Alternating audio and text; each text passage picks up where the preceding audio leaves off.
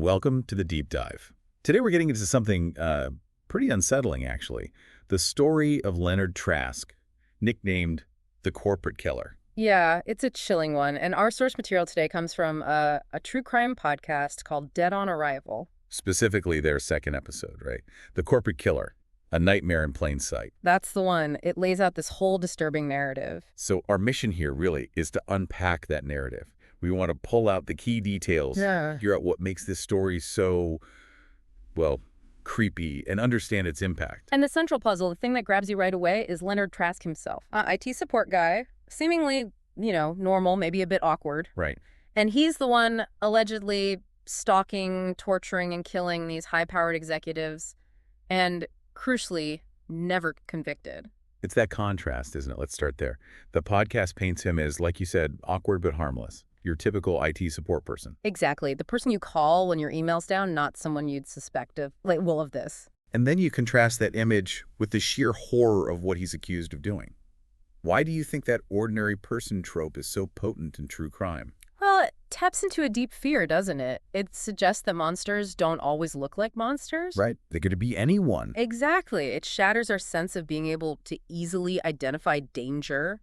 Trask didn't fit the profile, apparently. And his alleged victims? They weren't random people? No, not at all. All high-level executives. Rich, powerful people in the corporate world. The podcast mentioned some really grim details about the alleged methods. Stabbings in, secure penthouses. Poisonings in private clubs. And that one, particularly bizarre and awful detail, an executive found hanging upside down. By his own tie, yeah. Yeah. It's mentioned. It's theatrical. Almost performative in its cruelty. It suggests an escalation, maybe? Yeah. Or just a really dark, specific kind of rage. Possibly both. The stylized nature of some of these alleged acts, like the tie incident, it feels symbolic, deliberate, not just random violence. Okay, so how did this supposedly harmless IT guy even get close enough, let alone gather intel for these elaborate acts? Well, that's another disturbing layer. The podcast claims he was incredibly methodical. Methodical how? Recording confidential conversations, apparently. Bugging offices. Bugging offices, seriously? That's what the source suggests. Even disguising himself as, maintenance staff to sit in on board meetings. Wow. Okay, so this wasn't opportunistic, this was planned. Deeply planned. Very much so. It points to patience, calculation, a sustained effort over time to infiltrate their world. That's incredibly chilling to think about. And the surveillance didn't stop at the office, did it? No. Apparently he tracked them outside work, too. Restaurants, bars. Just watching them. Observing their routines. And get this, supposedly often in disguise, dressed as a tourist, maybe with fake mustaches or glasses. That image is just deeply unsettling. Sitting alone, watching, disguised. It suggests someone utterly consumed by this, the disguises, the anonymity. He wanted to be invisible while gathering all this information. Did the podcast give specific examples? It mentioned him knowing about a specific service door a CEO used to avoid the press. That level of detail shows how closely he was allegedly watching. So you have this pattern emerging.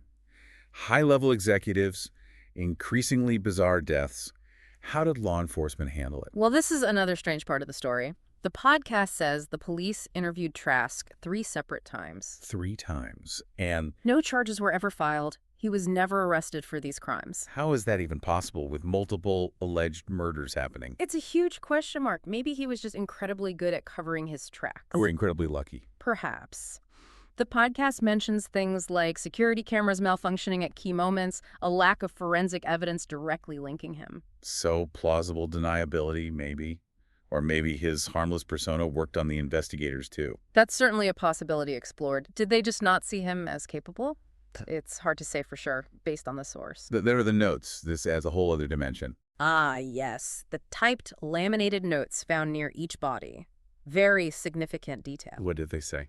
According to the podcast, they exposed secrets about the victims, illegal business deals, fraud, accusations of harassment, that sort of thing. So it wasn't just about killing. It was about exposure, judgment. It definitely suggests a motive beyond simple violence, doesn't it? Like a form of twisted justice, maybe. A vigilante complex? Or something like that. The fact they were typed, laminated, it feels ritualistic. Planned. He wanted these sins revealed alongside the deaths. And as this went on, people started noticing him more, or thinking they did. Yeah, the podcast mentions reports of people seeing him around but in different guises. Like what? A limo driver, a janitor, even a barista at a coffee shop near one of the corporate headquarters. So he could just blend in anywhere, become part of the background. That seems to be the implication, this chameleon-like ability to just melt into different roles, exploiting the anonymity of city life. And then, just like that, Yeah. he was gone. Pretty much. The narrative goes that after the last alleged murder, a CFO found drowned in his own koi pond. A koi pond.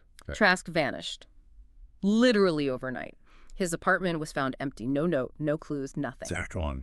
Vanished without a trace. And that ending, or lack of ending, is part of what makes it so disturbing, right? The uncertainty. Absolutely. Is he dead? Did he just move on? Is he still out there watching?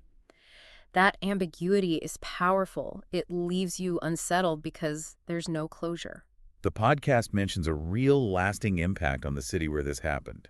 An unnamed city, but still. Yes, it apparently changed how people felt. Less safe being alone in public places. General sense of unease, of looking over your shoulder more. It highlights that psychological fallout, doesn't it? How one person's alleged actions can erode that basic sense of trust and security for everyone. It really does. It shows how vulnerable we can feel, even though seemingly protected by wealth and power. It suggests that danger can come from absolutely anywhere. Unexpected places, unexpected people. So wrapping this up, the key disturbing things we've pulled out are, well, first, the banality of evil idea, the ordinary IT guy as the alleged monster. Right. Then the vulnerability of the powerful these executives weren't safe despite their status. And the sheer methodical, unpunished nature of it all, operating right under everyone's noses in these supposedly secure corporate environments. It all taps into those really basic fears, Fear of the unknown, the hidden threat, the person who isn't what they seem. It definitely leaves you thinking.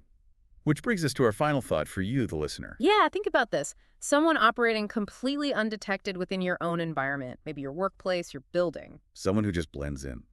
How well do we ever truly know the people we see every day? What might be hidden just beneath that ordinary surface? It's a sobering thought to end on.